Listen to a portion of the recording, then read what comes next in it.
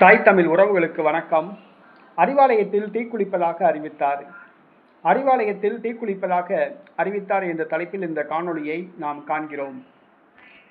திருச்சி மாவட்ட திமுக தற்பொழுது அந்த திமுக கோட்டையில் பூசல் வெடித்துக் கொண்டிருக்கிறது. திருச்சி மாவட்ட திமுகவில் உட்கட்சி பூசல் முற்றியுள்ளது. ஏற்கனவே அங்கு 3 கோஷ்டிகள் உள்ளன. அன்பில் மகேஷ் பொய்யாமொழி, திருச்சி சிவா மற்றும் முன்னாள் அமைச்சர் நேரு, இந்த 3 கோஷ்டிகள் உள்ளன. இந்த 3 கோஷ்டிகளால் திருச்சி திமுக சின்னாபின்னமாகிக் கொண்டிருக்கிறது. திருச்சி திமுக தோல்வியை நோக்கி சென்று கொண்டிருக்கிறது. இந்த சூழ்நிலையில் திருச்சி மாவட்டத்தை சார்ந்த திமுக முன்னாள் எம்எல்ஏ ஒருவர் அறிவாலயத்தில் தீக்குளிக்கப் போவதாக அறிவித்துள்ளார். லால்குடி தொகுதி முன்னாள் சட்டமன்ற உறுப்பினர் சவுந்தரபாண்டியன் 2006, 2011, 2016, 2021 ஆகிய தேர்தல்களில் திமுக சார்பில் போட்டியிட்டு வெற்றி பெற்றவர். ஆனால் அவர் இதுவரை அமைச்சர் பதவி பெறவில்லை. இவருக்கும் முன்னாள் அமைச்சர் நேருவுக்கும் 7ஆம் பொருத்தம். கடந்த 5 ஆண்டு கால ஆட்சியின் பொழுதே சவுந்தரபாண்டியன் தனது சட்டமன்ற உறுப்பினர் பதவியை மனம் வெறுத்து ராஜினாமா செய்ய உள்ளதாக தகவல்கள் பரவின.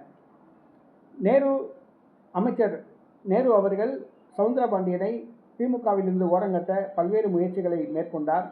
அதன் ஒரு பகுதியாக 4 முறை வெற்றி பெற்ற சவுந்தரபாண்டியனுக்கு கடந்த முறை போட்டியிட வாய்ப்பு வழங்கப்படவில்லை. இதனால் உச்சத்துக்கு சென்ற சவுந்தரபாண்டியன் தற்பொழுது நேரு மீது அதிரடியாக புகார் கூறியுள்ளார். திருச்சி மாவட்டத்தில் திமுக அழிந்ததற்கு காரணமே முன்னாள் அமைச்சர் நேருதான் என்று குற்றம் சாட்டுகிறார்.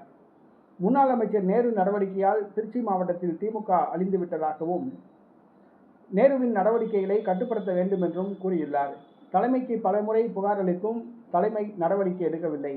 ஆகவே திருச்சி மாவட்ட முன்னாள் அமைச்சர் திமுக அமைச்சர் நேருவை கட்சியிலிருந்து நீக்க வேண்டும், அவரது நடவடிக்கைகளை கட்டுப்படுத்த வேண்டும் என்று கூறி அறிவாலயத்தில் தீக்குளிக்கப் போவதாக திமுக முன்னாள் எம்எல்ஏ சவுந்தரபாண்டியன் அறிவித்துள்ளார்.